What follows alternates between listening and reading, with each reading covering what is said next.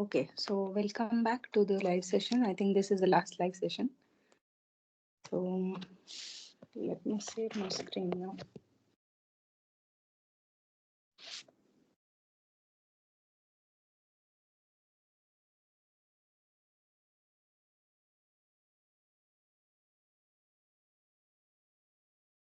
Hmm.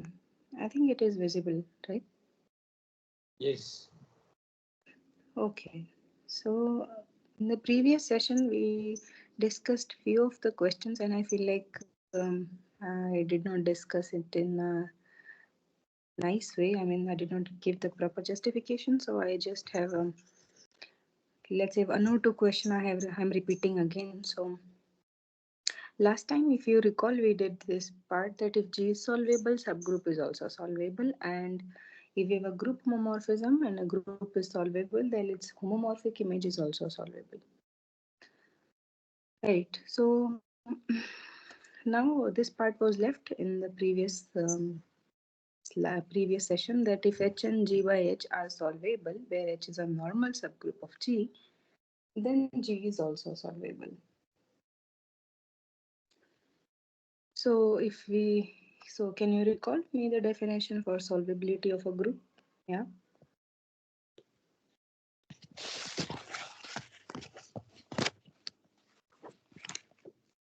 Oh, I think screen has gone. Let me reshare the screen.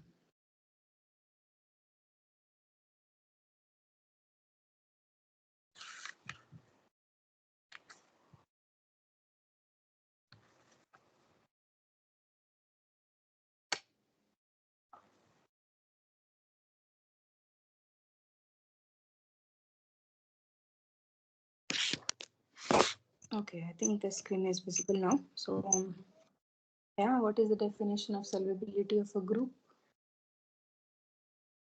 There exists a series of subgroups Uh-huh.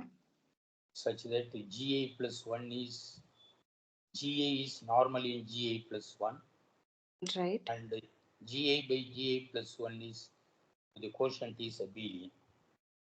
Yeah, subsequent quotients are abelian. Yes, right. Yeah, so if we can produce that chain of subgroups where each subgroup is normal in the another subgroup in the another group and the quotient is a billion, then we are done, right? So okay, so a part we have to use the fact that H and G by H are solvable. So let's use that. So given H is solvable, that means there exist let's say chain HIs. These are some subgroups index some I such that H naught is let's say H, or I should say identity that is contained in some subgroup H1 contained in H2, so on. We have some Hn which is H, and the property is that HIs are normal in HI plus 1 and HI plus 1 by HI is abelian for all I. Yeah, this is the use of H being solvable. Now also G mod H is solvable, so therefore there exists again some chain of subgroups. Let's say G mod H is my group, and I'm calling some G naught bar some. Okay, you have to tell me the identity for the group G mod H contained in G1 bar, contained in G2 bar, and so on. This is some Gn bar, let's say, or let's say Gm bar. Index may not be same. Yeah, so what is the identity element inside G mod H? H. It's H only, right? So this I can write this also, I can write H also, right? So now using these two normal series, can we build a series of normal subgroups now for G, given for H and G mod H? Yeah, can we build something for G?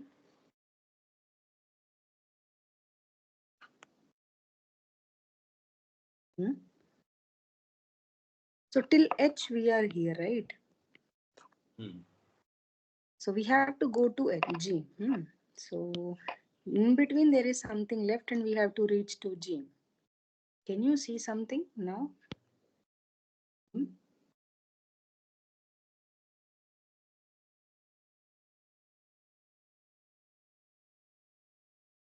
So point is this quotient, the subgroups that we are taking GIs, there is some correspondence theorem which says that, or there is some result which says that if you have some subgroup of G mod H, let's say you call as G bar, GI bar, let's say, then there should be some Ki in G.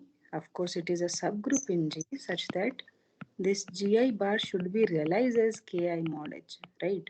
This is how one has the quotient subgroup. So if you have a quotient group, then its subgroup should be like this only, right? You agree, right?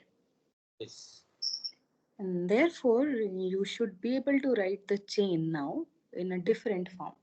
So now your chain looks like H is this is singleton H, which is equal to your Ki contained in, I should write, this is same as G naught bar, let's say, contained in K, or maybe I should write K naught mod H, where K naught is just identity. Contained in K1 mod H, contained in K2 mod H, so on up to Km mod H, and I'm writing that to be G mod H. Now, if you have Gi bar is normal in Gi plus 1 bar, then what can you say about, of course, Ki mod H is normal in Ki plus 1 mod H. What can you say about Ki and Ki plus 1? Huh? Yeah, So they are also A is normal. normal. Exactly. So if this is normal, this is if and only if they are normal. That's a simple check. That's a simple check. Right. And in fact, this Ki mod H is that such that your, in fact, they should this, in fact, I should write precisely, more precisely. There exists Ki subgroup of G such that H is always contained in that G, and you should GI bar is same as Ki mod H. This is important. Like, this is not arbitrary subgroup of G, but those which contains H. Those which contains H. Right. So therefore, now can you build something now? Yeah. So we have to approach from H to G. And then from H to G, can we use this chain somehow? Yeah, using something. If you see this, K yeah, naught, K naught contained in K1. exactly. And then this is a subgroup. This all KMs up to KIs, they are subgroup of G, right? Because we are using this fact. Okay, so let me rewrite it. Right. So we have this subgroup of normals. We have a chain of normal subgroup H naught, same as identity contained in H1, contained in so on up to H n equal to H. Then we have um, singleton H is same as K naught mod H, contained in K1 mod H, Km mod H. This is G mod H, and this is same as like KIs have some property that they are subgroup of H contained in G. But also something that here HIs are normal in HI plus 1 and here KIs are normal in KI plus 1. So now combining these two series, hmm, we can get a series for, this is till H. Here we have till H, but you can start considering from K note now itself. This is H contained in K1, contained in, because your Ki is contained H, so on Km, which is same as G. And you know that um, Ki's are contained in G as normal subgroup, HI's are normal, sorry, Ki's are normal in Ki plus 1, HI is normal in HI plus 1, and quotients are always abelian, so therefore And in fact, why ki plus 1 by ki is a billion? Yeah. Why this part? But we know maybe you can use that fact. That will give you something.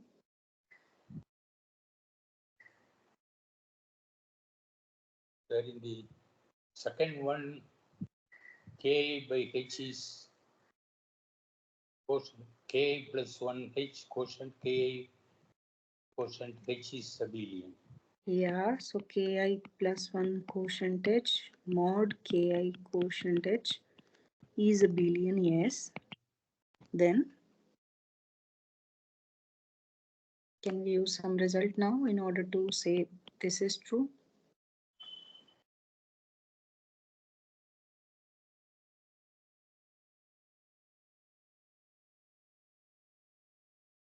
So if you recall, there is a third isomorphism theorem. Third isomorphism. Yeah, so what is that basically is that if you have, let me write the statement 9, maybe some proof also. Let's say you have 5 from, how do I write? So we want, let's say I'm trying to write it for general statement. So we have H contained in K contained in G, and I want to say G mod K mod H. This is isomorphic to G mod H. This is what I want to say. And of course, I'm using to be the normal subgroups here. So how I'm doing, maybe you define a map from G mod K to G mod H, and this is simply G to GH. I think you should be able to get that sorry. Yeah. So this is an onto map, and if you see the kernel is exactly K mod H. So therefore, this is isomorphism. Yeah. So this, I think this is not tough, right? So therefore, this is a billion, and by a third isomorphism theorem, this is isomorphic to ki plus 1 mod ki, and hence this is a billion because isomorphism preserves a billionness. Yeah. There is one more thing. These are normal, it's okay. These are normal, it's okay. Why this quotient is normal? Yeah. Why k1 mod h is normal? Yeah, everything is okay. Hi, this chain we know. This chain we know. Why this one? We had made a hook in these two chains. This should also be normal. And why is that?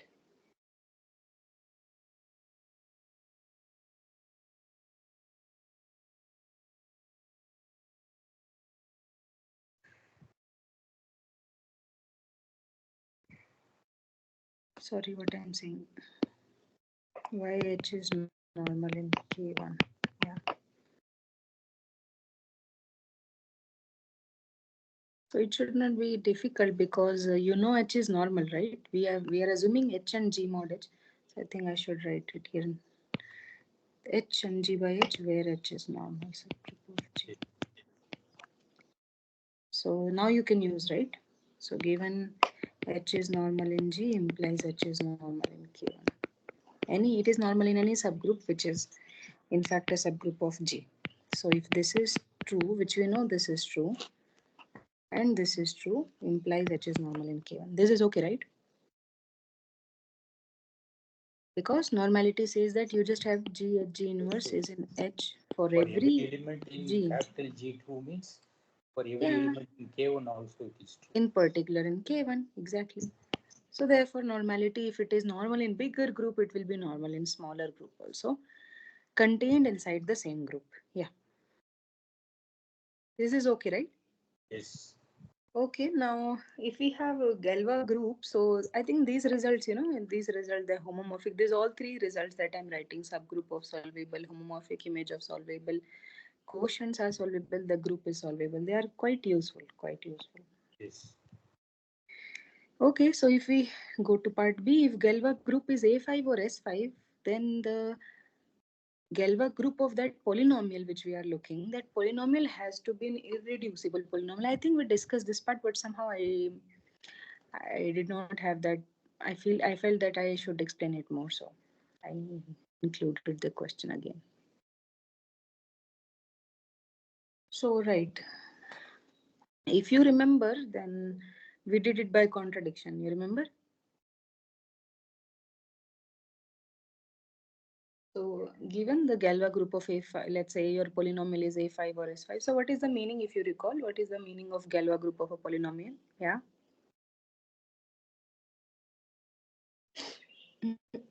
Logo. That is That where is, the consider the splitting field of K F yeah, if you take is K is a Galois splitting field of F. F, and why it is Galois just taking splitting field? Because we are working over characteristic 0, or let's say F is contained in C. This is the reason. So you know, every characteristic 0 field is always separable.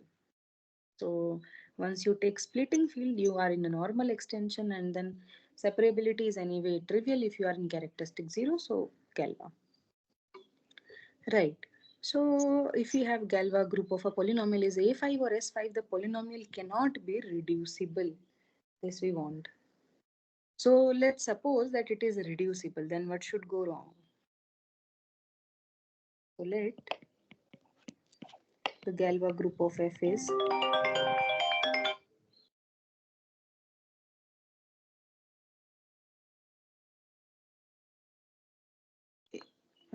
the screen visible? I got a Yes. call. Yes. Okay. Right. So if Galois group of F is A5 or S5, claim is F is irreducible. Yeah. So let's assume on the contrary that F is not irreducible. So if it is not irreducible, then what is the meaning? Yeah. It should be Is product of, yeah, yes. All right. So you know Galois group of F. So what is the order of your A5 and let's say S5? If you see what is the order, yeah. five factorial 120.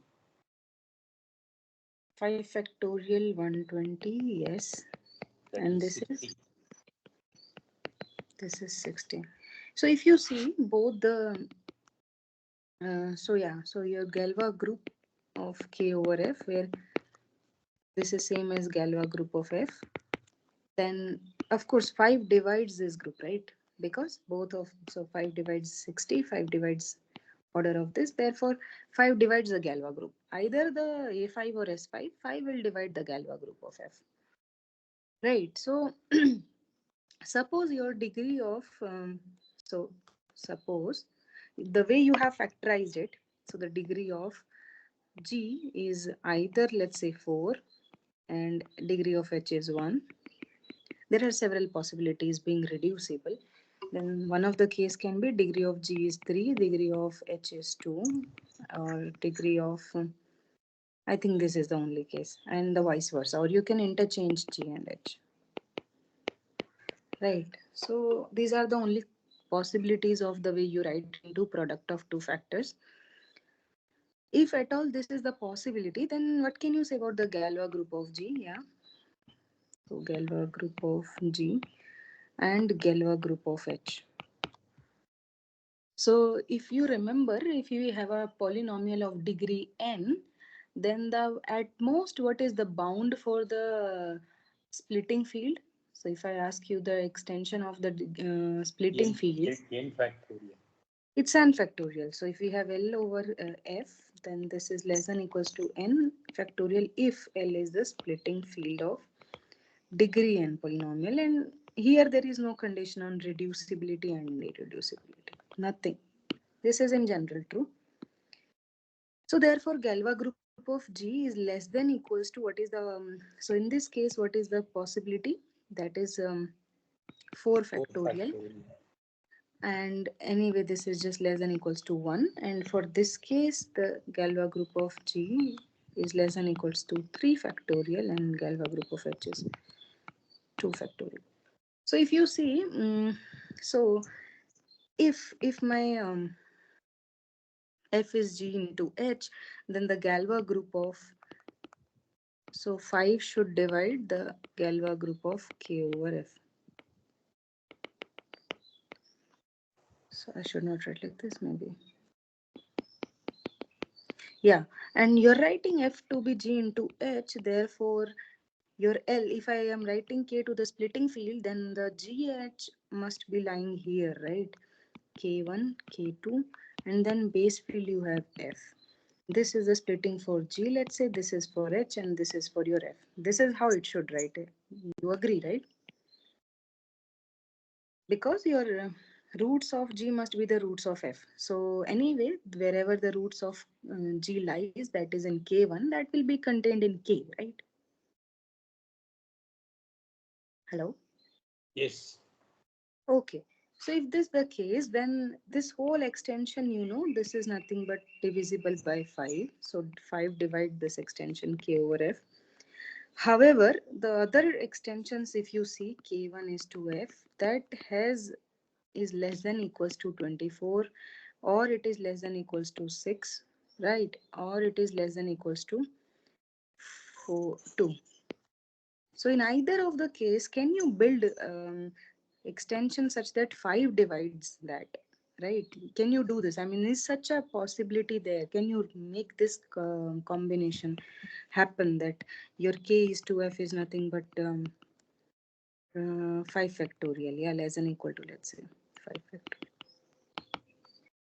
So here you are, let's say I will write here it is either 24, this is at the same time it will be then 1, or it is 6 and this will be something. But in either of the possibility, will you get K over F to be 60 or let's say 120? Can you get it if you assume that they are 24 into 6? No, right?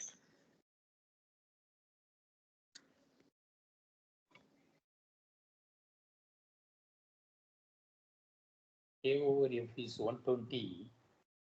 Yeah, that is either 60 or 120. But if you reduce your F to be G into H, then the Galois group of G has either order 24, right? It has either at the most order 24, or it has order at the most 6. But in either of the possibility, the other group has order either 1 or it is 2.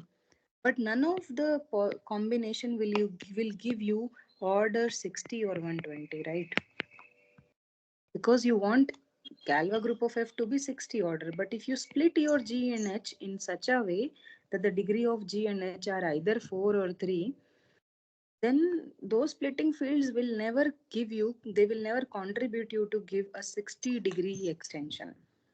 You understand this part? Yes, one of them is going to be 1. Yeah, so if at all you will get 4, then you will get 24-degree extension, which you will never get 60-degree. Other possibility is this, 6 and 2. Again, it will not give you 60-degree extension. So in either case, if you split your F to be product of two polynomial, you will never get the 60-degree extension. I think it's clear now, right? Clear, clear. So therefore, our assumption, therefore, this is not possible, and therefore F must So be it is reduced. irreducible. Must be reduced. Right. Okay, so what about the third part? So give example of a degree n polynomial which is not solvable, and you have to give it for all n. For example, give example for all n, a degree n polynomial which is not solvable. X power n minus 1. X power n minus 1. All right, let me write.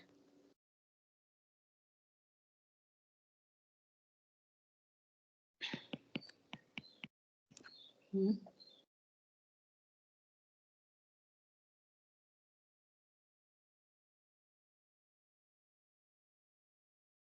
There is an example. X power n minus 5. X power n minus 5. Okay. N minus 5 times a solvable polynomial of degree 5. Okay, so solvable polynomial of degree 5, that you have to tell me now. idea wise it's correct. Like you have to use a degree 5 polynomial and then take n minus 5 factor in that. Because Yeah, can you think of some example?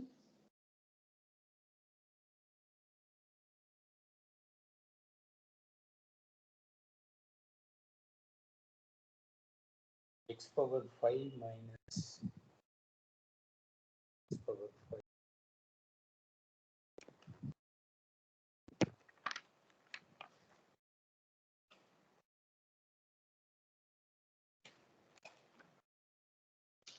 So what do we want? We want which is not solvable. So if you can build an example of a degree 5 which is not solvable, from that you can always build a degree n polynomial. Hmm.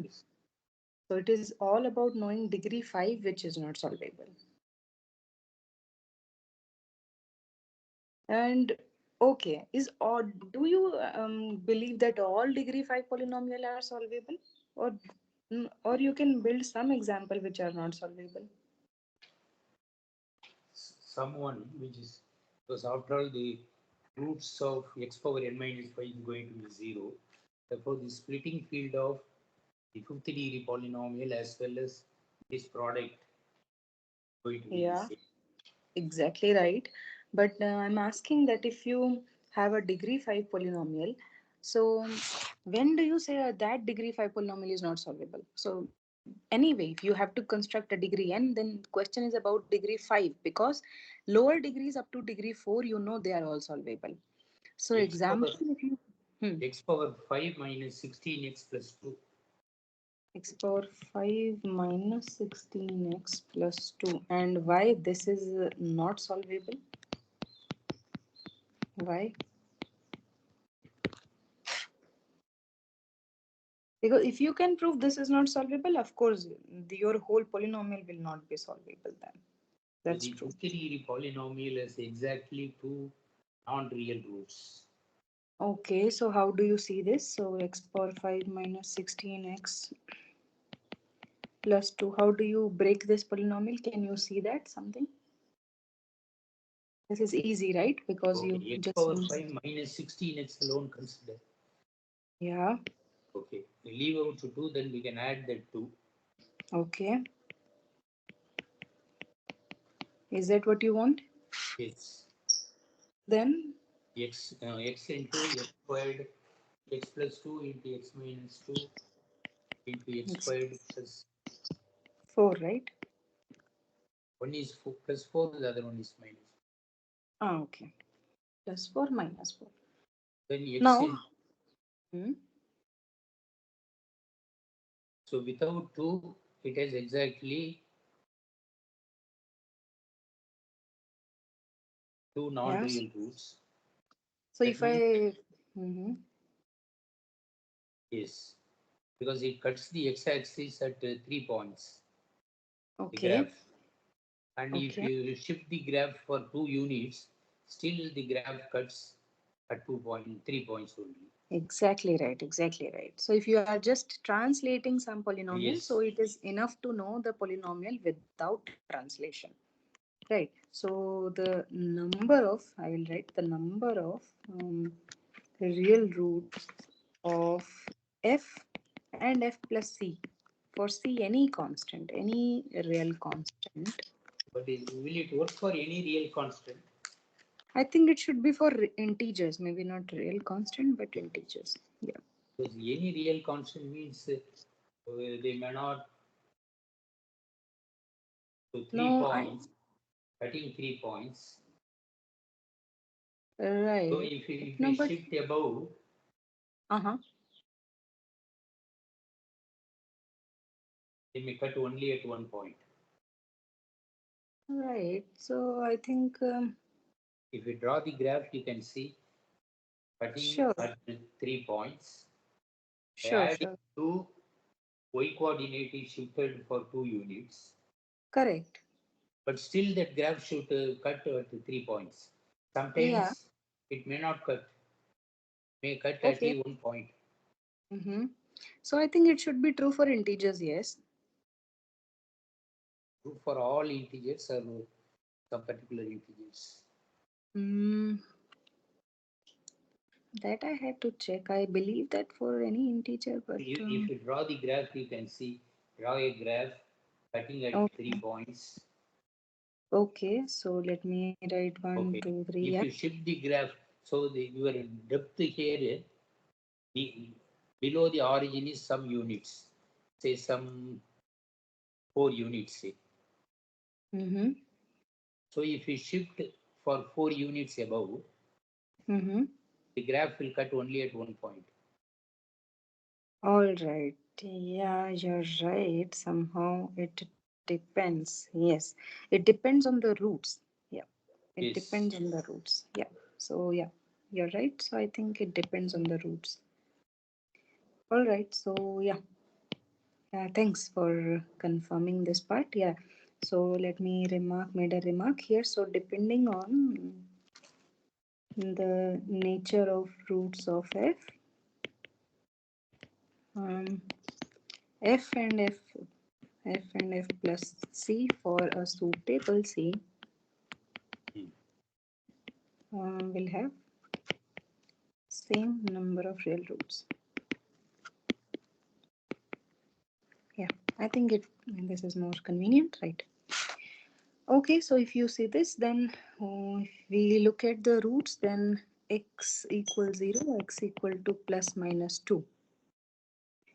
These are the real roots, and if we still shift, then how many real roots we have?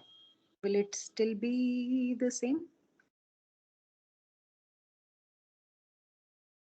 Because we'll have to find the minimum value of that function. Right, so I think it should be. Let's say we are Yes. assume, maybe we can check it. So check that f plus 2, where f is x times x square plus 4, x square minus 4, have same number of real roots. I think same number, that is 3 real roots, because we have 0 plus minus 2, right? Okay, under this assumption, let's say, then our Okay. polynomial has exactly 2 non-real roots, and I think there is some result based on that. Can you recall it? Irreducible as well as exactly two non-real roots means. All right, so important is if you have, so recall, if f is irreducible and exactly and have exactly 2 non-real roots, then what can you say in That degree? And polynomial is not solvable. then polynomial is, then f is not solvable. All right, so it is can be of any degree, right? There is no assumption on the degree of polynomial. That, that fifth degree polynomial is solvable. Not No, solvable. That fifth yeah, degree polynomial is not solvable. right. So using this, now we can say that the our Yes. polynomial, Because but after all, provide, the x power n minus 5, the roots are only 0. yeah, but So the splitting only need, field of both are equal. exactly, that's the correct point. But is it irreducible? Because we only can use the This is recall, but we irreducible. have, This yeah. is So how? irreducible by that root test, root Yeah, rational root test. by rational root test, or even by Eisenstein criteria, I think so, Okay. or And by then Eisenstein. P satisfies. P equal to 2. Yeah, or maybe p-test. Okay, so now one can use either of the test to say it is irreducible, and therefore we have now a degree 5, degree of f is 5, where f is x power 5 minus 16 x plus 2 is not solvable, and this itself will give me that the polynomial we have written, let's say this is g is not solvable, because the very definition of solvability of polynomial means every root should be solvable. But f itself is a factor of g which is not solvable, and therefore not all roots are solvable. Therefore, g is not solvable. All right. So, okay. So with this, I think the question first is done. Now, question two, give an example of polynomial with Galois group, a symmetric polynomial on P symbols. So I think we have all such polynomial. We can build it.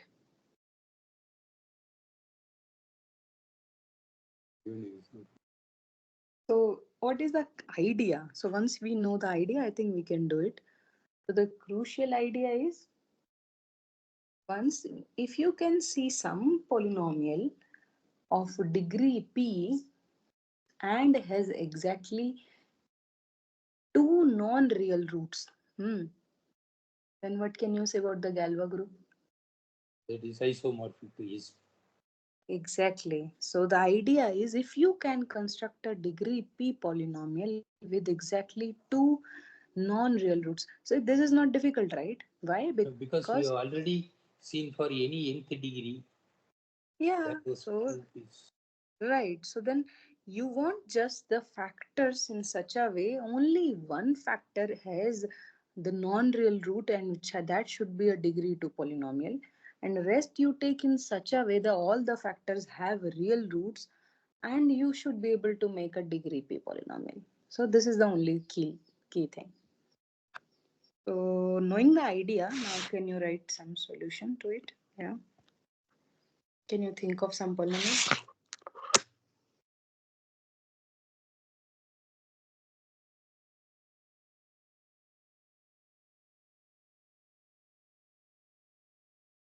Of course, we need irreducible.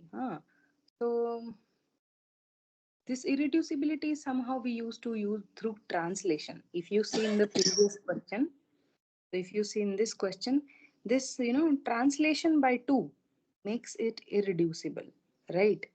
Otherwise, it is reducible. You can find a x factor in this. So same thing here. Now we need a irreducible polynomial of degree p. So construct without translation first of all a degree p polynomial. Ah, in that polynomial, take all the factors which are real except one factor which is degree 2 factor and has both non-real roots. And then translate. Then you will have all the properties. It is degree p, it has two non-real roots, and it will be irreducible. Now can you make something?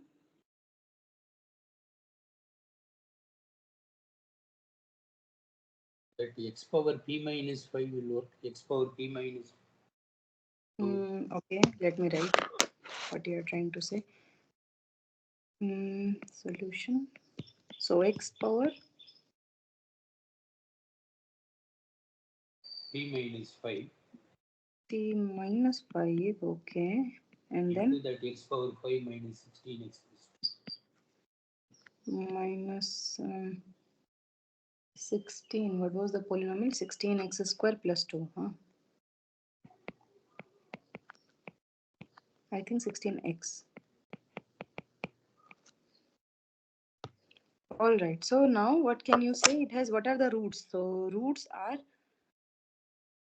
it's a irreducible polynomial and it has all real roots except the two. This is one example. Yes, I will. The way I said you is, for this, you have to recall this polynomial. You have to recall. Suppose you do not, you forgot this polynomial. Okay. And how to construct that? This is what I was like giving you idea to see that. Hmm. Okay. So maybe I'll write this way. X, yeah, I said that you have to first make a degree 5 polynomial without checking irreducible reducibility. So this is one factor which I'm taking a degree 2 polynomial and it has both non-real roots. Now whatever polynomial you have to take as factors, all should have real roots. So what I will do like this: x minus 1, x minus 2, x minus 3, up to how many degree we want? Um, 1, 2, 3, up to p. p minus 2.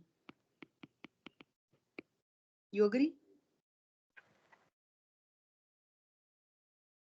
This is p minus 2 degree and this is 2 degree. So therefore whole is degree p and plus 2. This is what I want to say. If you can say it is irreducible, then we are done. Or you can, if you can somehow make, if it is not irreducible, then either you translate by some constant which would make it is irreducible, or you use some factors such that you are sure that they are not, they are going to give you irreducible polynomial. Let me give you one idea for that. So suppose 1 2 3, this will not, somehow you have to find a c. You may not be able to find c sometime, but if you can use this fact that x minus 2, x minus 4, x minus 6, so on, x minus 2, p minus 2, hmm, Plus plus 2. 2, plus 2. Now there is a Eisenstein criteria which you can use now. Why? Because in this polynomial, the product, you will see the product is nothing but x power p plus twice factor. This is common to all. And remaining all the terms which we have inside, they always have two common factor. Why? Because whenever you multiply by a less degree polynomial, you will always get a two factor, right? From here, from either of them, and then you have a constant factor is only when you multiply 2 4 6, all the constant when you multiply, then only you will get a constant. And constant are nothing but 2 4 6 so on up to 2 into p minus 2, and then finally plus 2. So if you see, everything is, if you try to use the Eisenstein criteria, all your degree, this inside part has, this is a degree p minus 1 polynomial. All the factors contains 2, therefore 2 But divides all ai's. 4 Yeah, is left out. 4, 4 is left The out. constant. Yeah, so here you will find that here this constant does not divide by this. Let's say this constant is, let's say, suppose I want to Okay. write my. When you multiply it out, the Yeah, constant term is 4 times 2 into 4 into 6, etc. 4 into 2 into 4. Yeah, 4 I left out, right? 4 into 2 into 4 into 6. Right. Anyway, so it will, this whole part is divisible by 4, but not this 2. So therefore, Yes. sum will not be divisible by 2. 4. Therefore, 4 does not divide, so it does not divide the constant term Constant of term. the. Hmm. So therefore, by The Einstein Eisenstein criteria. criteria. Yeah. So this translation is important. If you do not translate, then you can use, you cannot use Eisenstein criteria. And if you can use either of the constant, let's say you change a constant by 3, again that will work. Any constant which is not a multiple of 4. So by Eisenstein criteria, we will get a polynomial of degree p and has, is irreducible, has exactly two non-real roots. So therefore, what is the Galois group? Yeah. Isomorphic to SP. Yes, P. So yeah, so the crucial idea is to to build a polynomial of degree p and having two non-real roots. I think the idea is now fair and fair clear. Anyway, so now we have this example. Now, if you ask, somebody asks the irreducibility of polynomial of, let's say, degree 3, degree 4, how do you deal that? Yeah. Suppose I want to know the irreducibility of first polynomial. What do you say? Irreducibility, you can apply that root test. Okay, so let's apply the root test first. If you say, so what is the root test? Yeah, can you recall that?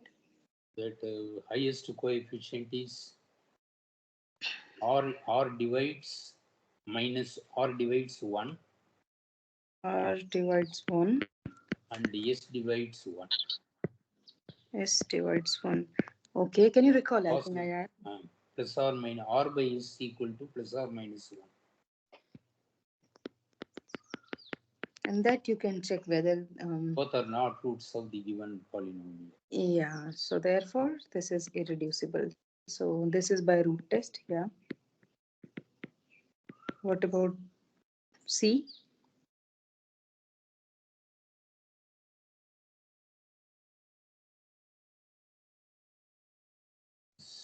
C minus 48. You cannot use prime for this because 48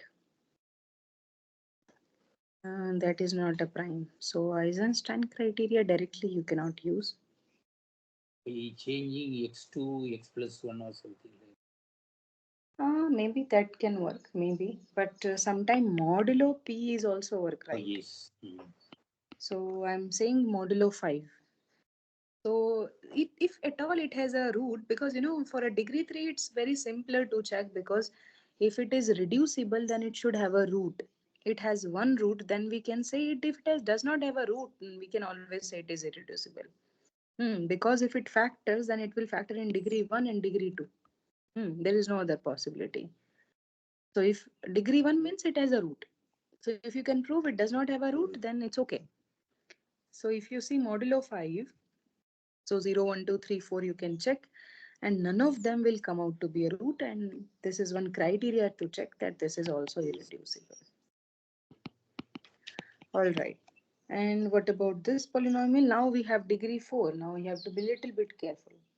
Hmm.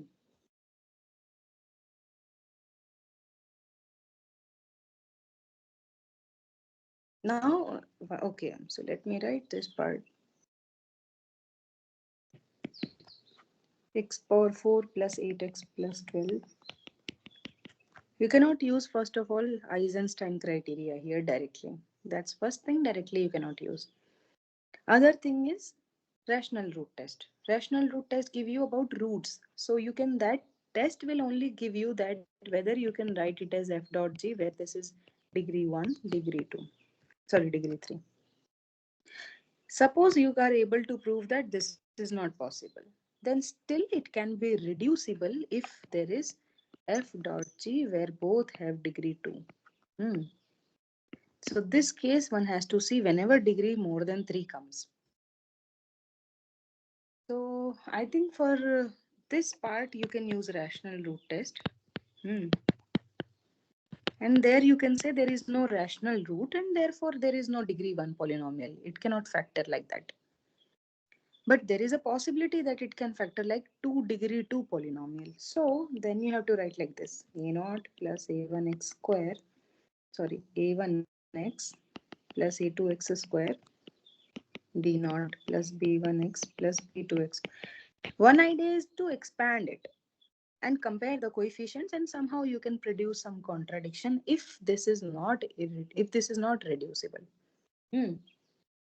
Other ways, you can write, let's say you are writing your f to be as, sorry, I should write g into h.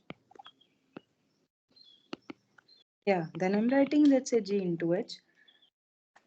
And then I should be able to say that f has two roots modulo 5, modulo p, let's say modulo p. If you are able to see that, then you can say this. And if you are not able to see this, then this is not possible, and therefore you can say it is not irreducible. Sorry, not reducible. So there are these all such cases you can somehow say, I think sometimes this works. But my feeling is you can try this also. You take any a0 a1, any general two polynomial of degree 2, and you can build a contradiction based on AIs if you try to compare the coefficients. Because while taking product, your degree 2, degree 3 polynomials will come. Some coefficients will come, but that are not appearing here, and therefore you will get some equation in AIs, BIs to be 0. And if you compare degree 1, degree 4 and constant terms from both the polynomials, you will get some contradiction. Will that be okay? Okay. Yeah, so then these are certain ideas that you can check irreducibility of a polynomial. All right, so question 3. Now we are having some irreducible polynomial and field is contained in C. My f is contained in C. This question I think we discussed, but I want to discuss it again because I feel that time we did not discuss in a precise way. So suppose we have a irreducible polynomial and there is one root of polynomial which is solvable. then we don't need to check the other roots of the polynomial. Yes, F yes. itself is solvable. So do you remember the proof? Yeah, this is very nice looking statement.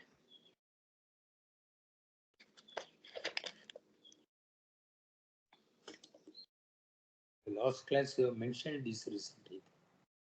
Hmm. But I remember that there is one point which I did not discuss, so I felt like I should discuss it again.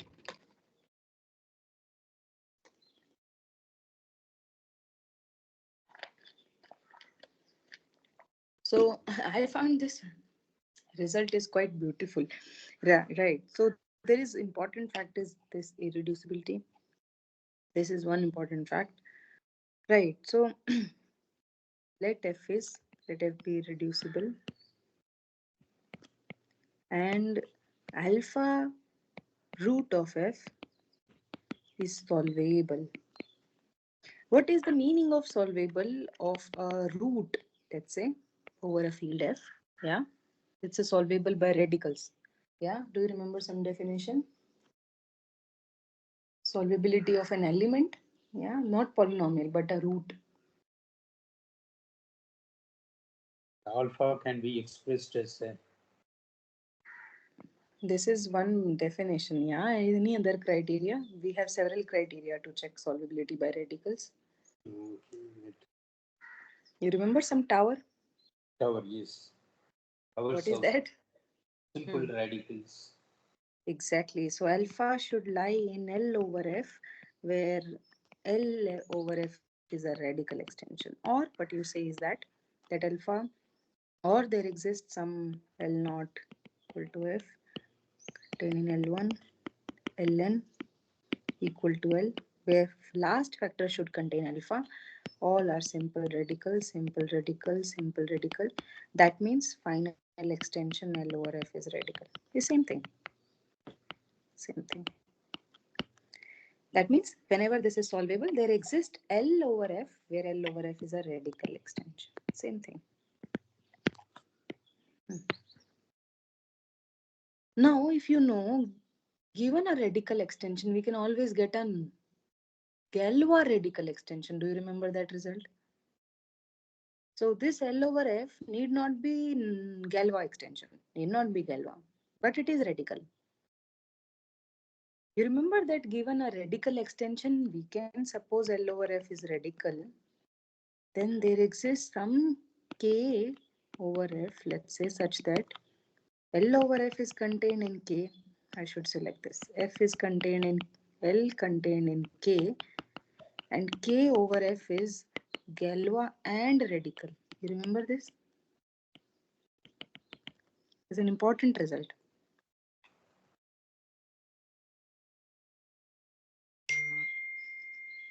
You remember?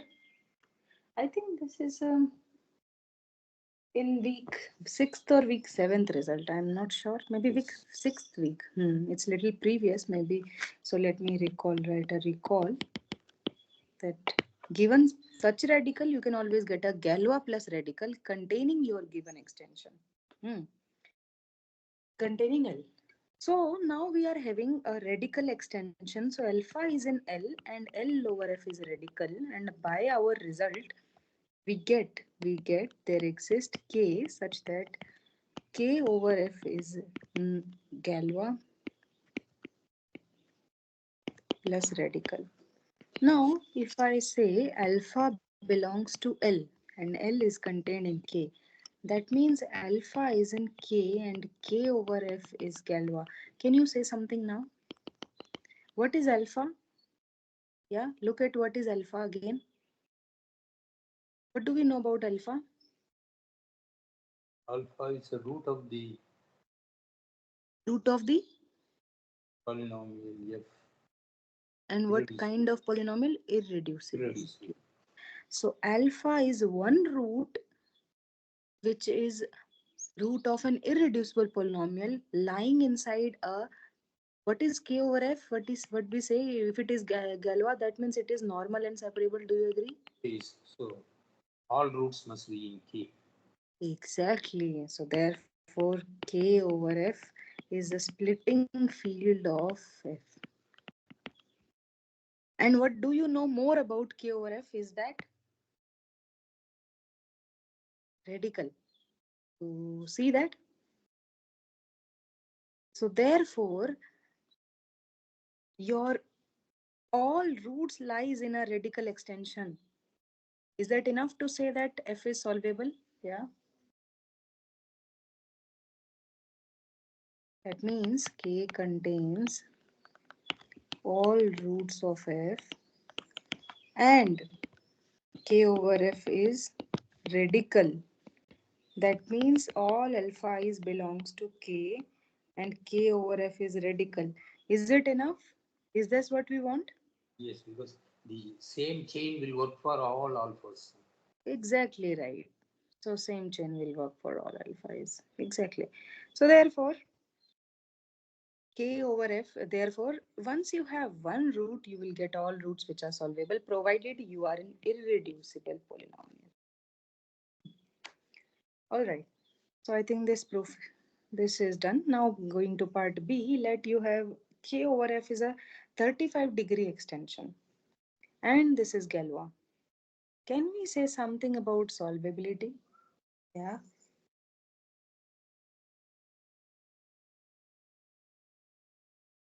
So, for solvability, what is the definition of solvability of, I mean, not definition, I should say, what is an equivalence criteria to say that an extension is solvable? Yeah. Given that extension is Galois. What is the famous result of Galois? Yeah.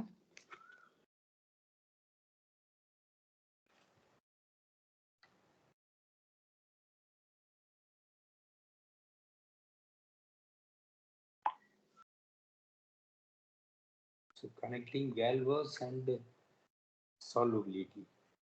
Hmm. Well, extension being solvable and how do you say that an extension is solvable? Yeah.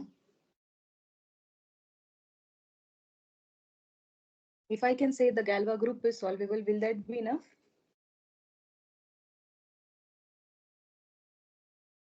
Hmm? Galois group is solvable. So I have to prove that. So if you see Galois F is same as Galois K over F. Hmm. And in order to prove that K over F, so F is solvable if and only if its Galois group is solvable. Yes. So can you say something same that Galois K over F is solvable if and only if its Galois group is solvable? You can say that, right?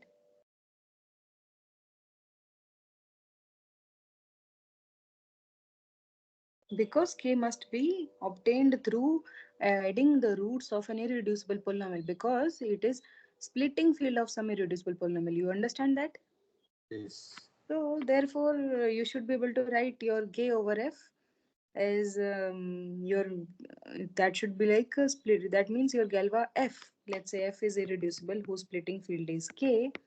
Then Galois F is same as Galois K over F, and you know that they are solvable if and only if your extension is solvable, right?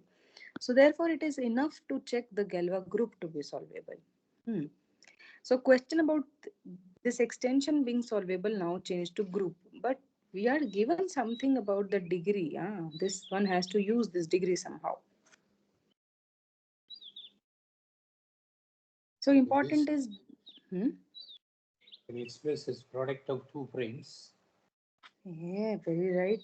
Let me write. Okay, correct. You are going on a correct way. So Because K over, yeah, it's 35. It is 5 into 7. Yes.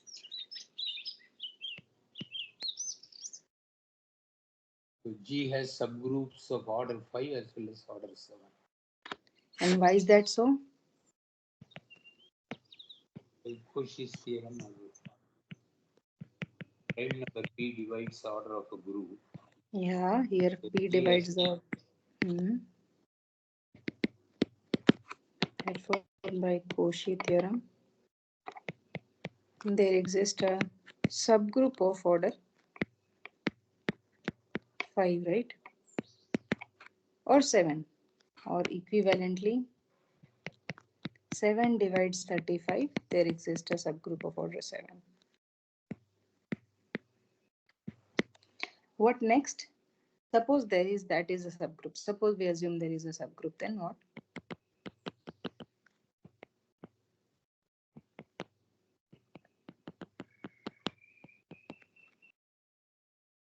Hmm?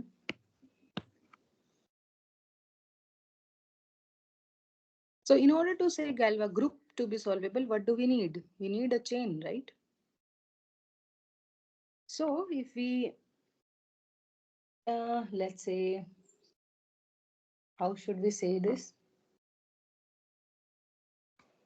Well, can you reduce something here? I doubt. I don't think one can reduce something because you need normality, right? So if suppose you want to make a chain, suppose this is what you want to try. Hmm. Suppose you want to make this as a chain of subgroups, but you need normal subgroups. Of course, identity is always normal in any group, but you need H to be normal. But H is of H is of prime order, therefore abelian. Every H is a. abelian Mhm. is normal. Okay, maybe I will change it to 25. So I think let me change the question to 25. Okay. Now let me rewrite. Sorry, I have to change it.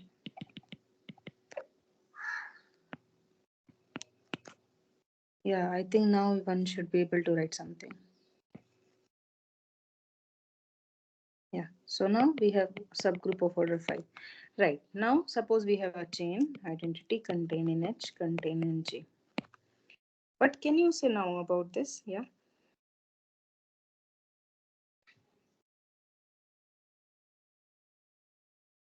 Well, H has index. If you see, index is 5. Huh? No. This is 5. In general, you don't say it, but you can say something about group. You may not be able to say something about the index, but you can say something about the group. This is how I have chosen prime square. Do you know some result about prime square order group? Prime square So means subgroups only order p power uh, 0, p power 1, p power 2. exactly, but can you say something about the groups itself? Not about subgroup, but group itself. So if G is a finite group of order p square, what can you say about the group? If you remember, G is a billion. Abelian group. And then there is no need to prove, right? Why? G is, Because, G is abelian means every subgroup is going to be normal. yeah. So therefore, if G is a billion, then therefore H is also normal. And therefore, G is solvable. You agree? And why quotient is a billion? We want quotient also to be billion. That is simple. Hmm? What about the quotient H mod E? What about G mod H? They are They say abelian. they're a billion because they are cyclic group. Hmm. Because they are cyclic. All right. Or you can also say by quotient of a billion is a billion. There are several things. Yeah. So, or you can say that G is a billion. Therefore, H is a billion. And therefore, G mod H is also a billion. There are several ways. And therefore, G is solvable. All right. Yeah. So with this, we have now proved. So this is proved that this is solvable. Okay. So going to question 4. What is inverse Galois problem? Yeah, you must have seen in this lecture. I think now the course is also over.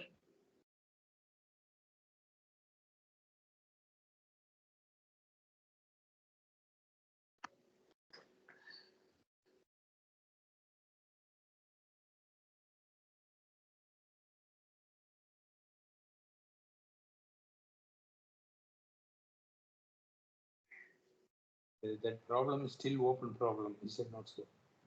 Uh, okay. No, I just want to know What is that definition of this problem? I mean, what is the problem itself which is open, let's say?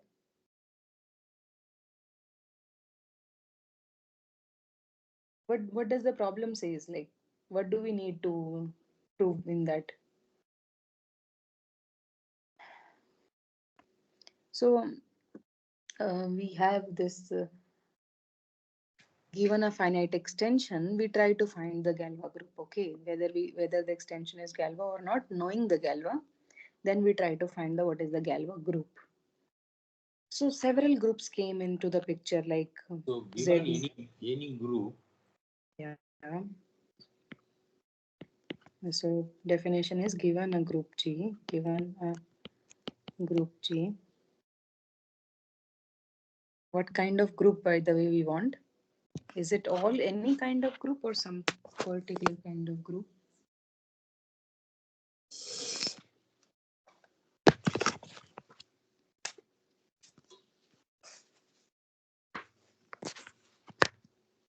I think it should be finite group as long as what I can remember now. So given a finite group,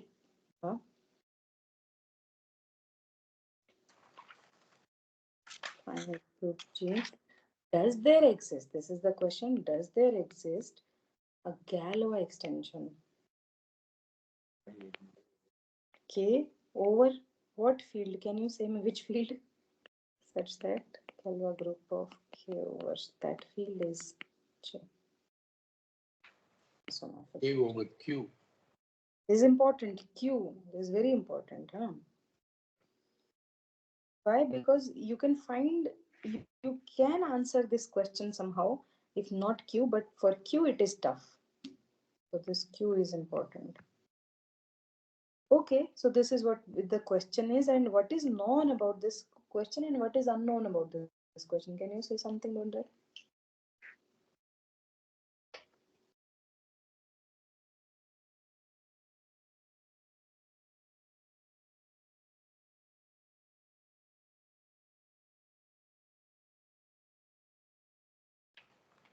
Is known for G equal to D4, D2, A4, S4. G equal to D2, D4, and then A4, S4, S4, S5, S5, in fact SP for any P. P greater than equal to 5. And S3, A3, S3, A3, yeah. S2. Sorry, S2. Okay, that is C2.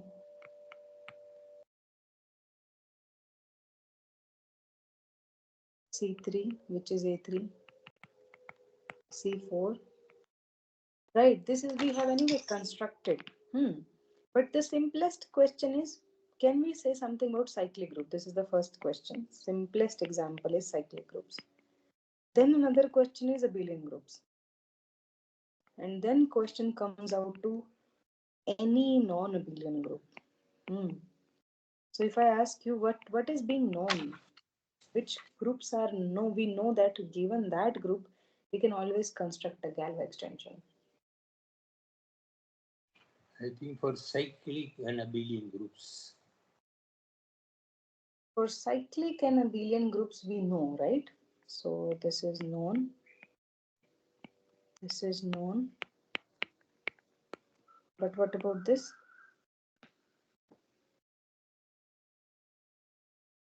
You are true, you are right. This is known, but this not known in general. This is the open problem. Yes. Although we know some example like S5, which is S4, which is non-abelian, D4, non-abelian, but not known in general. This is open problem. Okay, then what is primitive element theorem? Can you say something about that?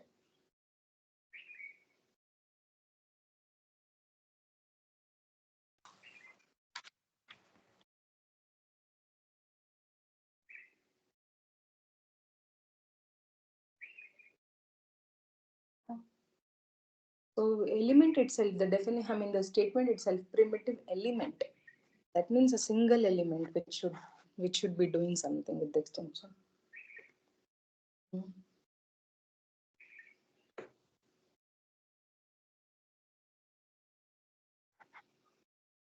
Or maybe we say simple also sometimes, simple extension. That extension is the form f of alpha. Okay, so you That have to be extension must be a simple extension. yeah. So let me be precise. So suppose a finite extension. So let a finite extension k over f. Let's say this is called primitive or sometimes simple.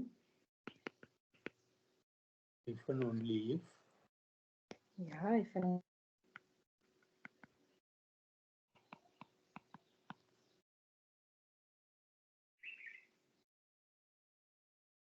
that extension contains finitely many intermediate fields. uh, well, I think you are telling me some equivalence relation, but I'm asking some definition. So that you are saying is correct. That is one equivalent way to say, but this is not the way we defined it. Something else.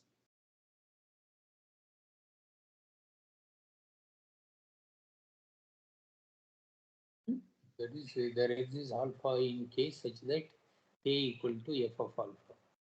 Yeah. So this k alpha is in k, not in f, such that k equal to f of alpha. That means k is the smallest field containing k and alpha. That's it. Sorry, f and alpha. Right, and this element we call as the primitive element. So alpha is called a primitive element because there can be many primitive elements.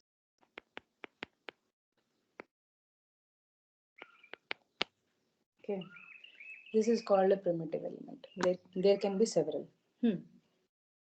All right, so I think now going to question 5. Is the extension q root 2 root 3 over q primitive? Yeah.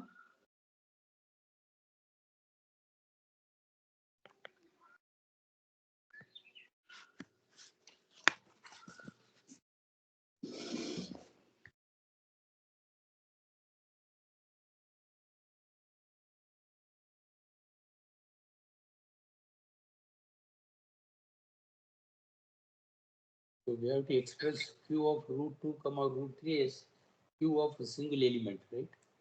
Yes, exactly. So the question is, can we write q root 2 root 3 is q alpha for some alpha in q root 2 root 3? This only.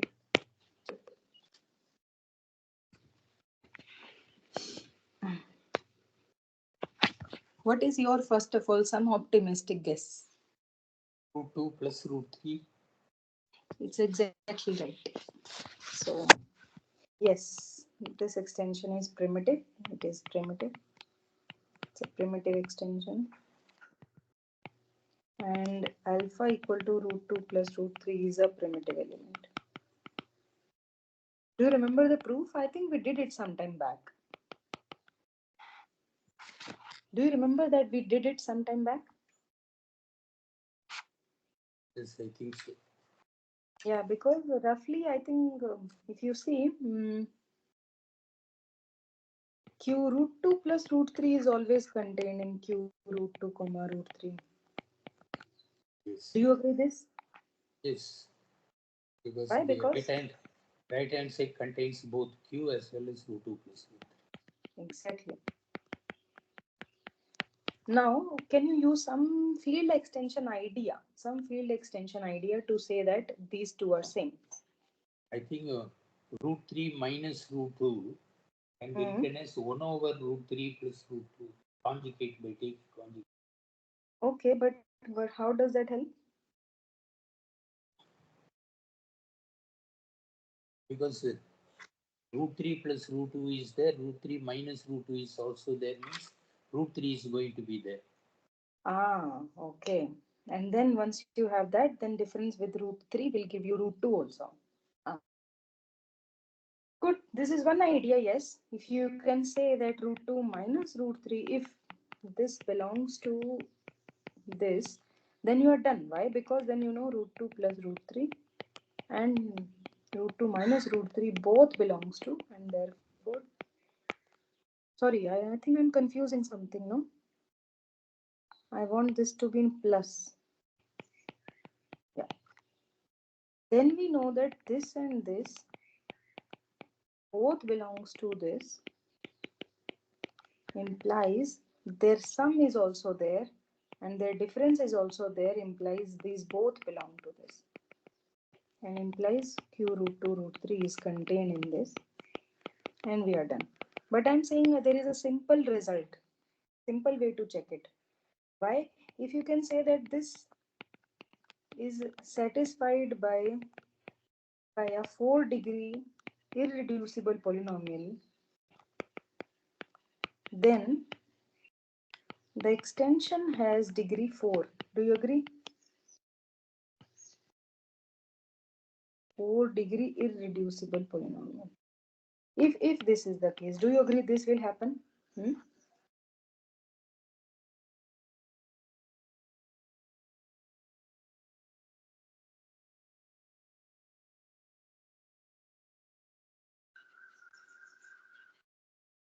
Or in fact, if you have q root 2 plus root 3, this is contained in q root 2 comma root 3. This is 4, and you are saying this is 4. Then what is the possibility left? So those two must be equal. They have to be equal. This is another way to say. And to check if this is satisfy the polynomial by degree 4, it is checked. It's easy, is very easy. If you take this to be like this, then you write this like square both sides. Again square, you will get 4-degree polynomial. If you square, there will be a term which will be left with non-square. I think I will write it. X square plus 2 minus 2 root 2x 3. Now you write like this. Now you square both sides. That will be 4-degree polynomial. This is okay, right? Yes. I think more or less we have done this, that this is, yes, it is primitive. Now what is the equivalent criteria to check an extension to be primitive? I think this is what you told. So can you repeat it once again? When do we say an extension is primitive, a finite extension? So finite extension K over F is primitive if and only if, can you recall some result?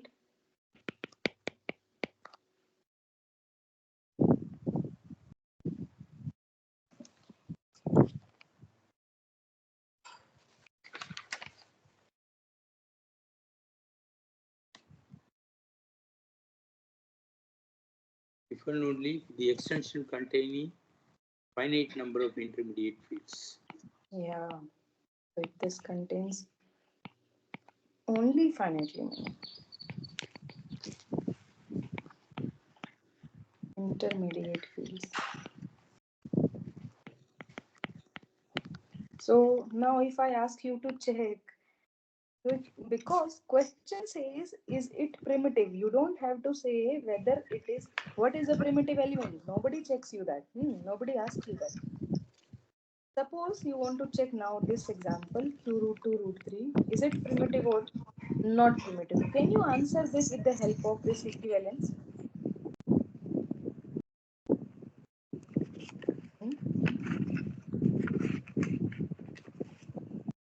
We have to go to Galois group and then find how many subgroups are possible.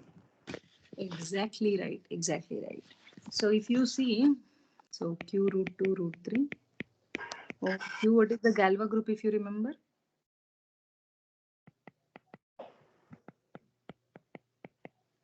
I think it is Z2 mod Z2.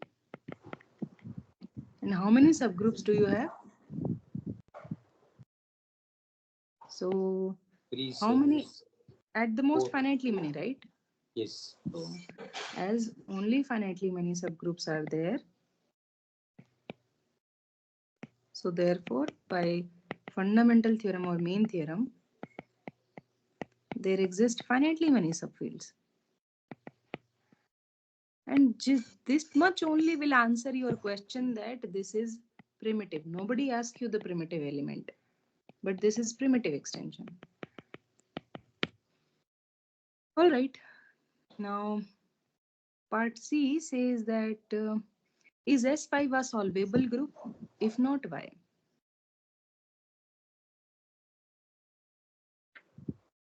Hmm? Yeah, S5 solvable or not? Because Sn is not solvable for n greater than or equal to 5. Yeah, I also know the result, but how? So S5 is not solvable. No, but that's okay. But do you see some argument to say why it's not solvable? Yeah.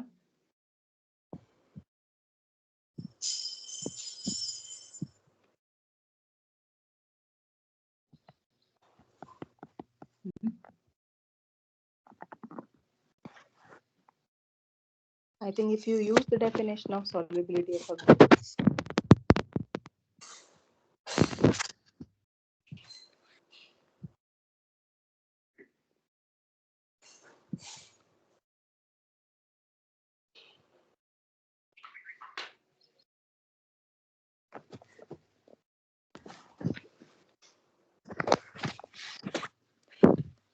yeah, when do we say a group is solvable?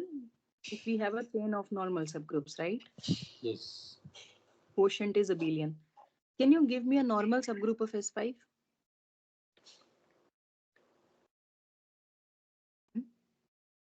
A5 is normal. And why that? Identity alone is normal. Identity alone is normal. Okay.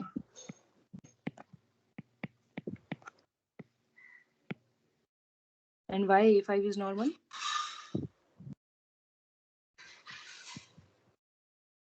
Hmm? A5 Why it is normal in S5? because index is 2. Yeah, correct.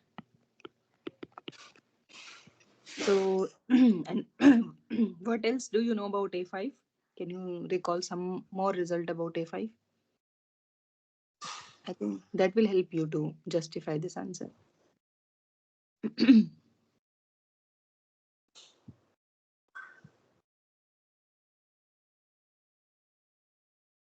So if you remember, so let me recall one result. An is simple for all n greater than equal to 5. You remember this, right? Yes. What is the meaning of simple? It has only trivial subgroups, no non-trivial subgroups. Just subgroup or something more?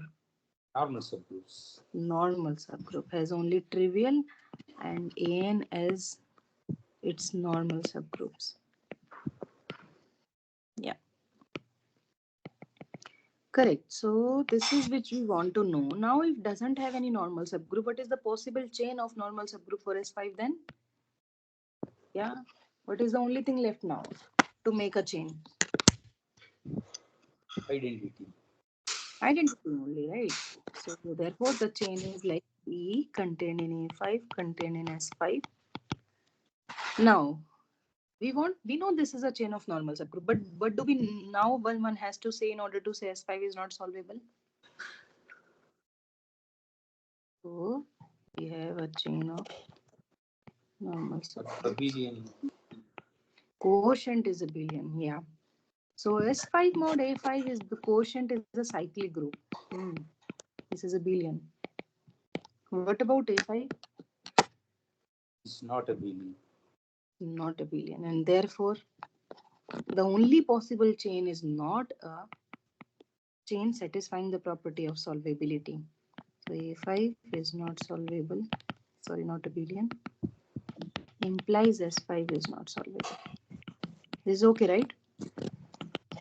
So this is And the the only normal chain, right? yeah, only normal. This is important. Otherwise, there can be any chain because you cannot find any other subgroup in between A5 and S5 because this is the because the quotient is this. So nothing can be come in between. Nothing can come in between. And here, there is no normal subgroup of A5. So therefore, you cannot find any chain other than this. So this is how we say S5 is not solvable. In fact, any Sn for n greater than 5 is not solvable. Same idea, same proof. All right. So I think with this we are done with the question number. So this is not solvable.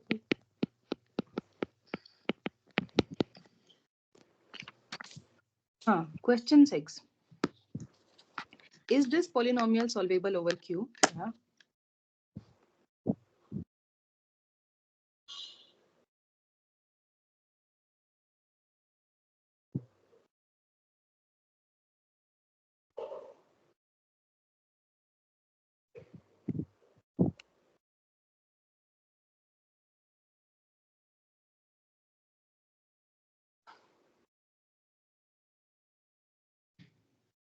So polynomial is solvable if and only if its Galois group is solvable. Oh, okay. This we know, yes.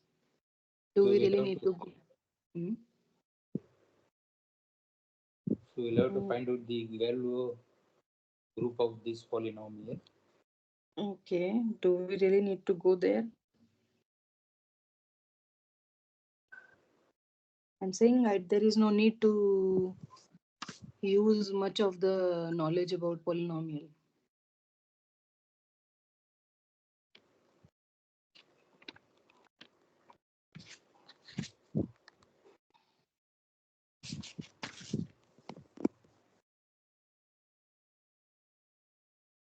So if you are given a polynomial of degree of certain form, certain degree, let's say, then looking at degree itself, you can say something. Can you recall So something? degree 4 means it can be solvable. It is always solvable. Yes. So this question is some tricky question. So recall a polynomial of degree less equal to 4 is always solvable by radicals. Right. So therefore, there is no need to check. This is solvable. Now, the important question is the other one. If given, as you said, that if you want to check the inverse Galois problem, then you said that for a given any cyclic group of order n, there always exists a Galois extension such that Galois group is a cyclic group. Of course, this has been done in the notes, but I find it little important, and then I felt like I should discuss this part. Okay. So, do you want to discuss this? Hmm? You have promised to revise. Sorry. You have promised to revise from first to last. Yeah. So there is a extra session. I think from 6 to 7. 6 to 7. Yeah. So in that I will. I will from the very beginning till the end. What the things have been covered, I will just give a summary of that. Yeah.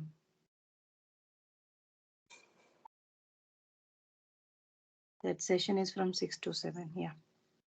There is a 1 hour gap. Right. So, what do we do now? Shall we discuss or shall we leave this?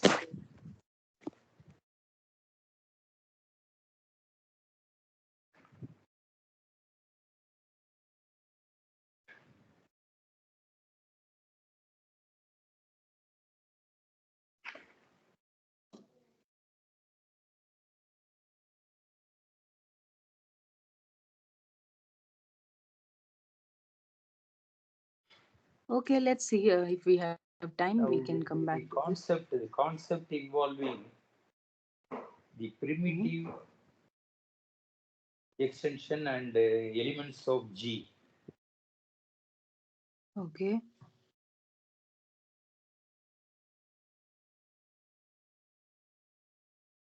I think we will come back if we have time, and then we will cover this up. Let's do some questions and then if we have time, we will come back. Yeah. Okay. Okay, so the question says give example of a field extension such that the degree of the extension is 4 and it has no intermediate fields. Hmm. Is it possible, suppose I take K over QB to be Galois, let's say, and the degree of K over Q is 4. So can you give example from that? Can you ever build an example if I say that K over Q is Galois? Hmm?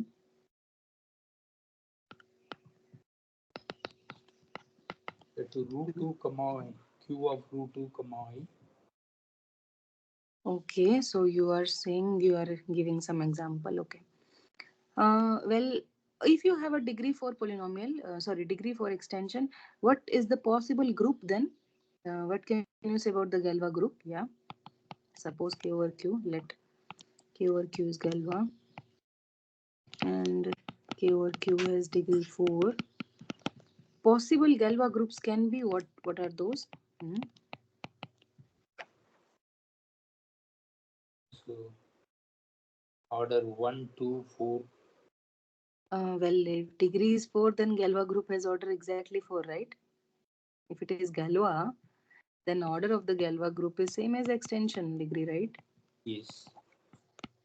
Then what is the Galois group? Possibly it can be. What are those possible groups which has order 4? Hmm?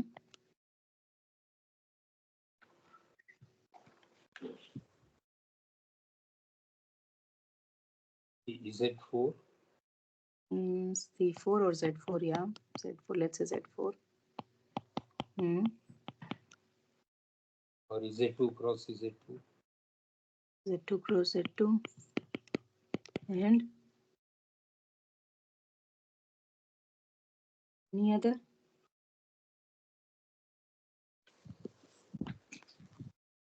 Do you have any other group which is order 4?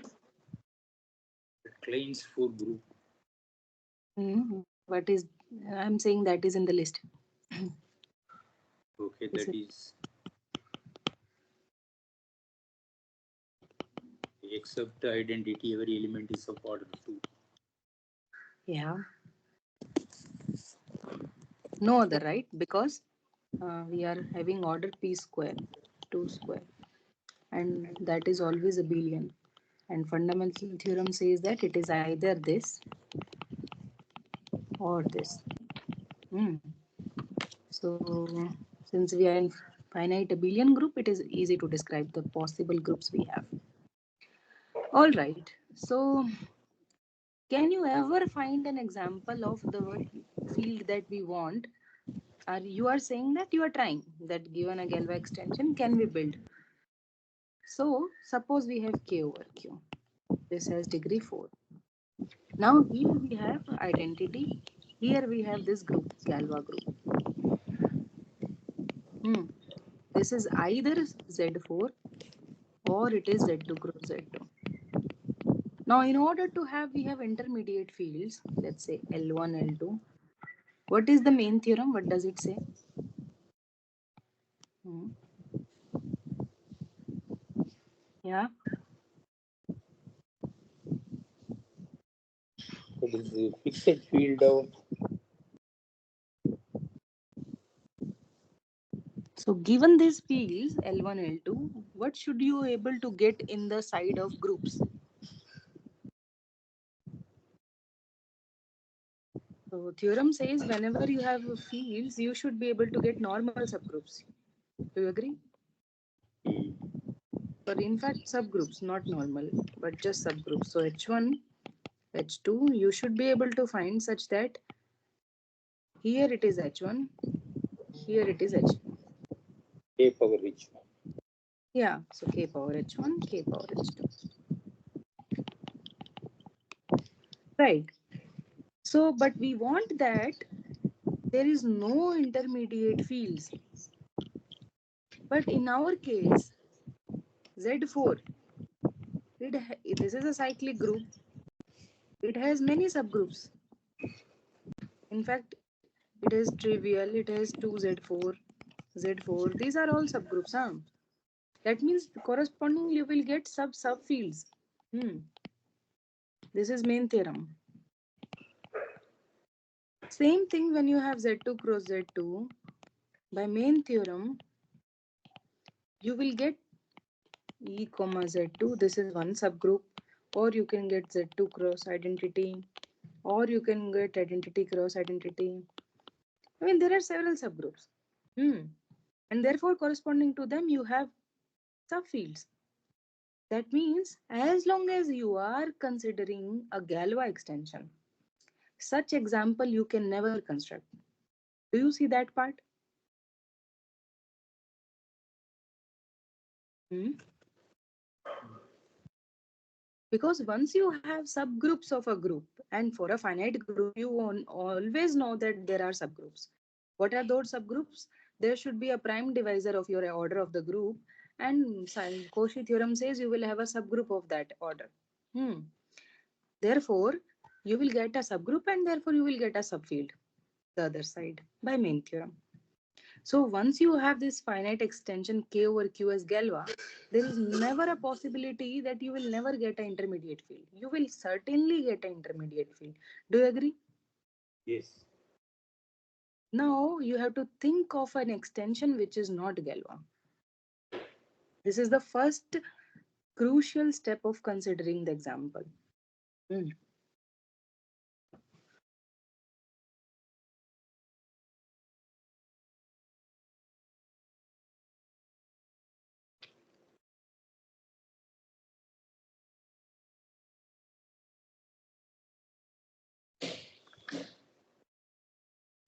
And that's also, I think that is also given in the notes. It's just I want to repeat it. So if you see, we have many examples which Galois group is A4, A5. This you remember. So we know. So recall. We know several polynomials over Q irreducible such that Galois group of polynomial F, Galois group of is A4. This is we know. So suppose I take L to be the splitting field of this F. Let F is the splitting field of this F. Now A4, this is our Galois group. Remember, A4 is group of E1 permutation, and what is the order of the group? 12. 12. Now, this has one subgroup which is nothing but a group generated by one. It's a 3 cycle. 3 cycle is nothing but 1, 3 and 1, 2. Therefore, it's a product of 2 transposition. Therefore, it's a even permutation, and therefore H is a subgroup of A4. What is the order of H? It is generated by, I think I should write like this. 3. Its order is 3, exactly. H is order 3 because it is generated by a 3 cycle, and 3 cycle has order 3. Right. Now, if I take, now what is the index of A4 is to H? If I see what is the index? 4. 4. And you know that, okay, now let me write, I will try to see something now. Okay. Now we have, here we have A4, here we have trivial, in between we have H subgroup. Main theorem says that you will always construct a splitting field for this is L, this is nothing but Q. So this is Q is nothing but the fixed field of identity. This is, yeah, this is some field, this is some field L. This, let's say we can call this to be, let's say K. Say this. Now, if you know the main theorem, what is the order of this, sorry, degree of this extension, and what is the degree of this extension?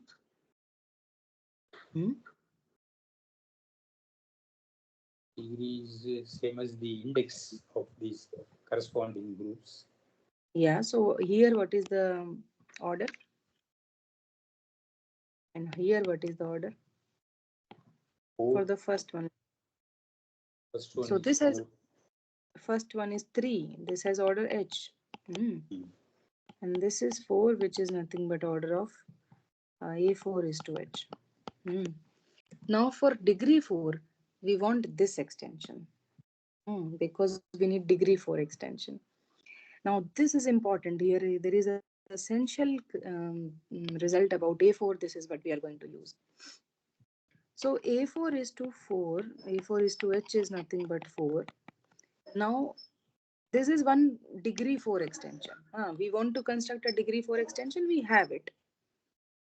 So I should not say like this. K over Q is a degree 4 extension. Hmm. This we have constructed. The way we have constructed is degree 4. We don't want intermediate fields. That means, suppose there is an intermediate field. Suppose K over Q is an intermediate field. This is nothing but group H. This is nothing group identity. If you want something in between, what exactly do you need in the other side of group structure? Can you say something? If something is here, what can you say about here? I should not draw like this. I should draw like this. Hmm. If something is between K and Q, then correspondingly by main theorem, what will you find there? A subgroup of H. Yes. You understand, right? Hmm. Okay. So that means we are looking for H prime contained in H contained in A4. And that's why we can find a, what do we say? Uh, then we will write this part as to be K of, let's say this is H prime, then K of H prime will give me the subfield lying between K and Q. Now, what is the order of H?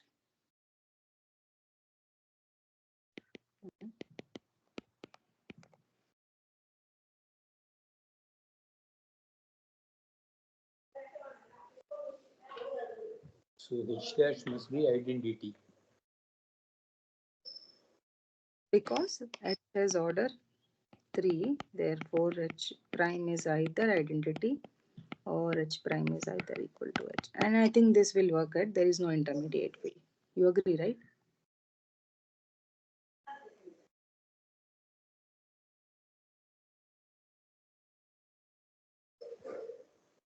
Is this okay? Yes, you cannot have a subgroup lying between this identity in A4. That is what Hmm. therefore you cannot have intermediate field between L and Yeah. proper Okay. intermediate. Yeah. All right. So therefore, this example is important to say that you can always get some non-trivial, some extension with no non-trivial intermediate field when you have degree 4. All right. So what is the other question? Suppose we know that for every n greater than equal to 1, there exists a Galois extension. Suppose we know. So suppose this is the thing that we are assuming.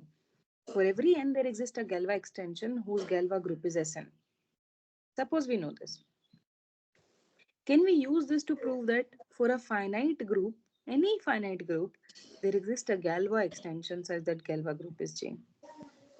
So knowing for Sn, I'm saying that can you claim something for any finite group that will have a Galois extension? Hmm?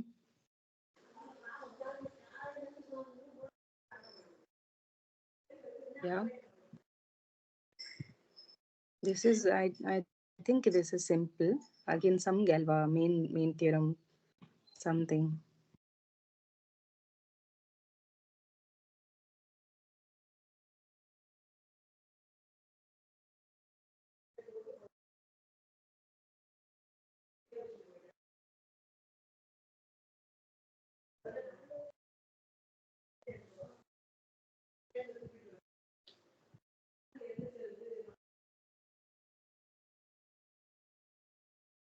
Galois to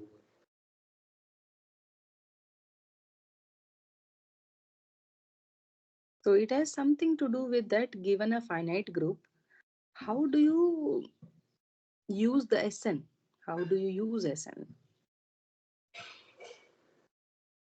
There is some famous theorem. If you can for recall it, every n.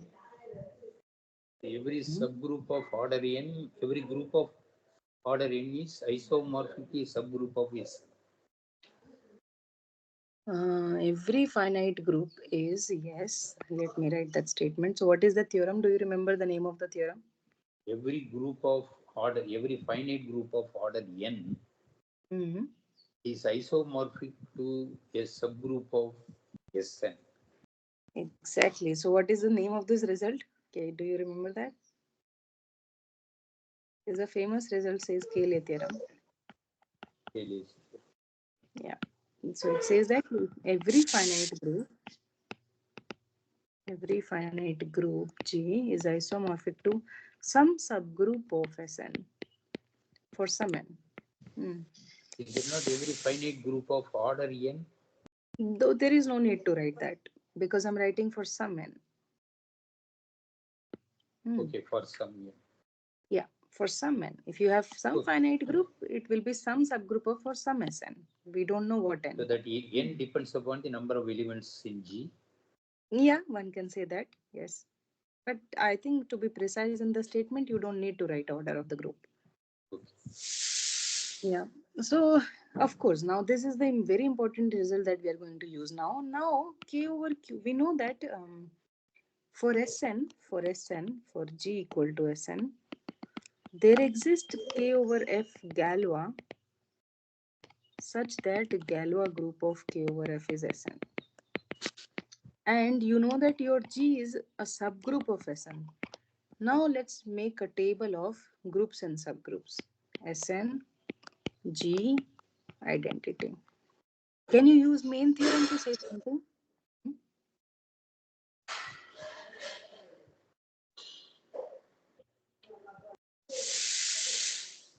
That E corresponds to F Hmm. K. Yeah, now? This is K power G. Yeah, K power G. And what is this order of this extension? So once you tell this, you are done.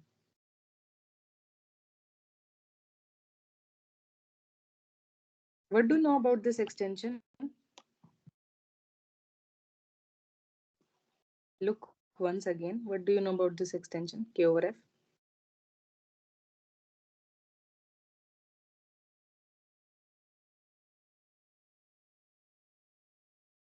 Galois, right? Hello? Fourier. Yeah, so this extension is Galois, right?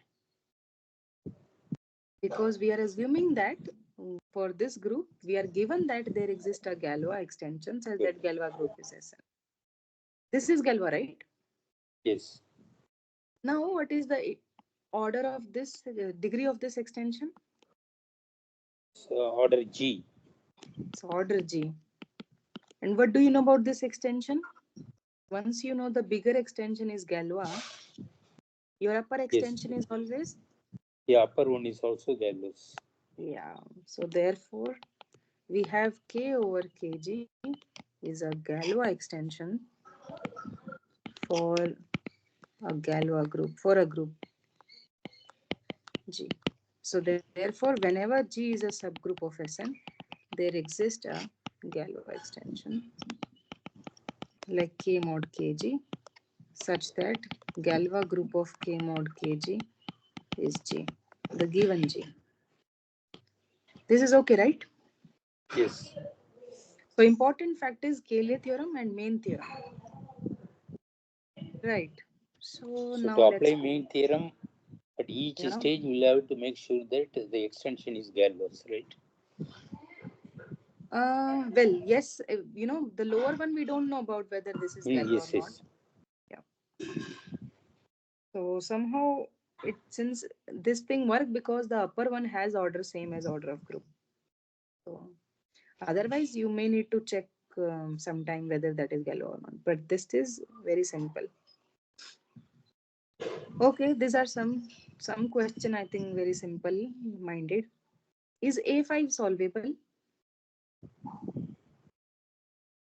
Yes, Okay, well, because my if answer is A5, no. n greater than or equal to 5, not solvable. Yeah, and why? A4 is solvable, A3 is solvable. Okay. For n greater than 5, it is not solvable. And why do you, can you justify your yes and no?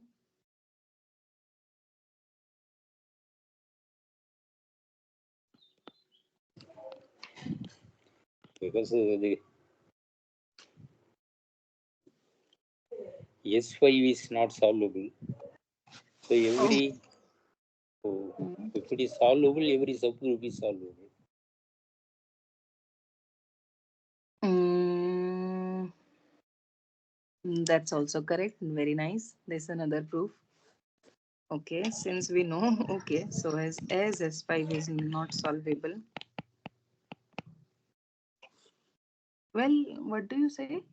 Since S5 is not solvable, so therefore A5 is not solvable. I don't think this will work.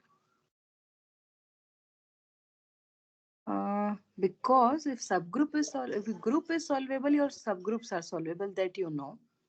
If you want to use the negation of this statement, then you have to say if none of the subgroups are solvable, then your group cannot be solvable. So I don't think that you can use the fact of S5. Mm.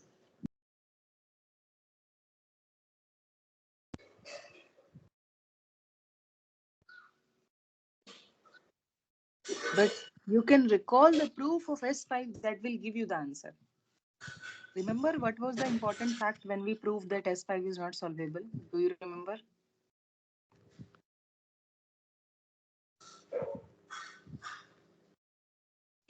You remember there was only chain. Only, only chain Mhm. of subgroups we have E contained in Mhm. A5 contained in S. And what is the fact that here there is no chain? What is that fact? You remember? Because A5. Yeah, yeah. There is a result about an. You remember that? N greater than equal to 5, an is simple. simple. And therefore, your A5 A5. has only trivial normal subgroups. Yeah, so for A5, this is the only chain. And quotient is non-abelian, not abelian. Therefore, A5 not solvable. What about A4? Why it is solvable?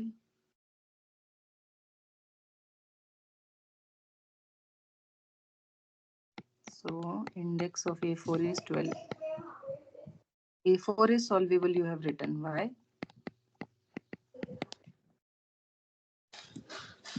Can you see any normal subgroup inside A4?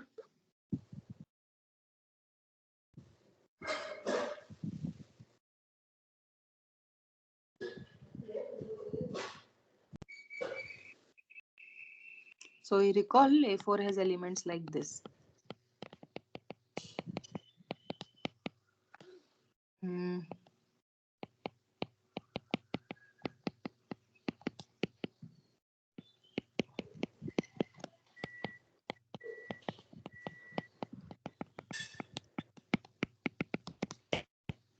These are all 8 cycles. I should write 8 cycles.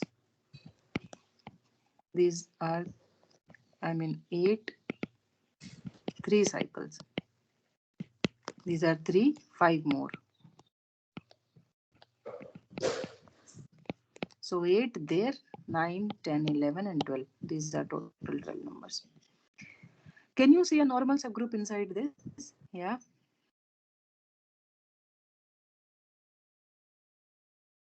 So there is this Klein for group which is normally here.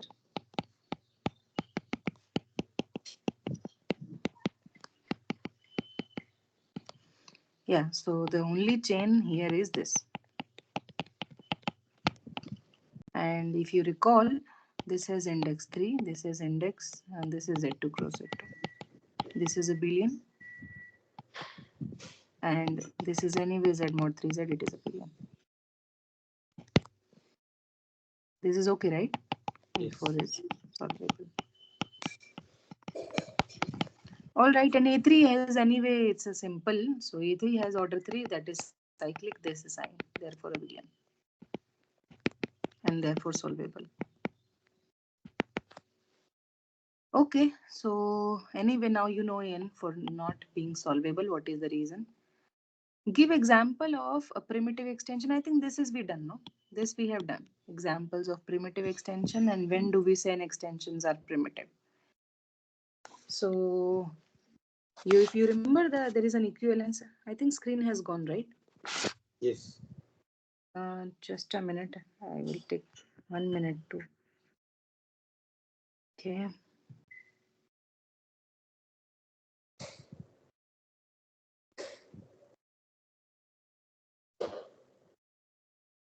It should be visible now. Not Now? yes. So we did example for primitive and we also saw what is the criteria to check an extension to primitive. You remember that? It should have finitely many subfields, intermediate fields. So Only fine, finitely. only finitely many, yes. What about part C? Is extension a primitive extension?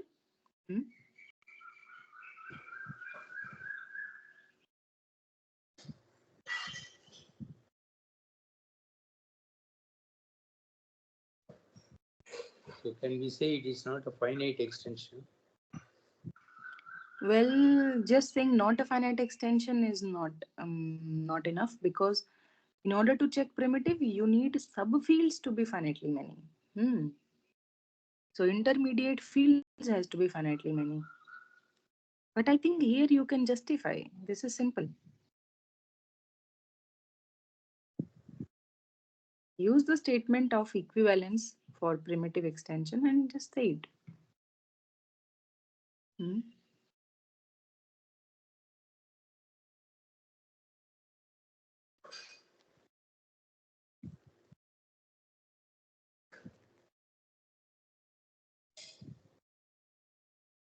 So recall that. Maybe I will write. Recall a finite extension K over F is primitive if and only if K over F has finitely many, only finitely many intermediate fields. And our example is, if you see our example, this is Q root 2, root 3, root 5, root 7, and so on over Q. At least you can give me infinitely many subfields, no? So Yes. Q root 2 over Q Q root is 2. 1, Q root 3 over Q, Q root 5 over Q, and so on. These are infinitely many.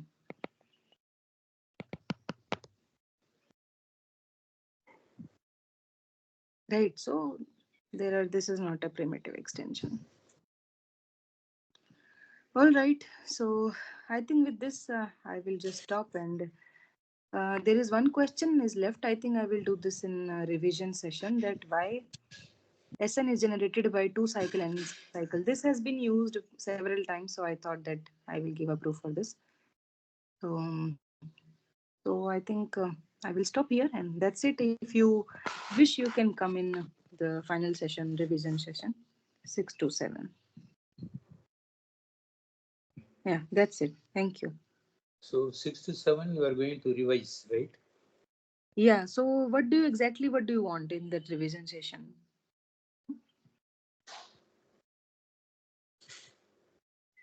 I will stop recording. Okay, I will join. You will join. No, but it's just that I want to ask that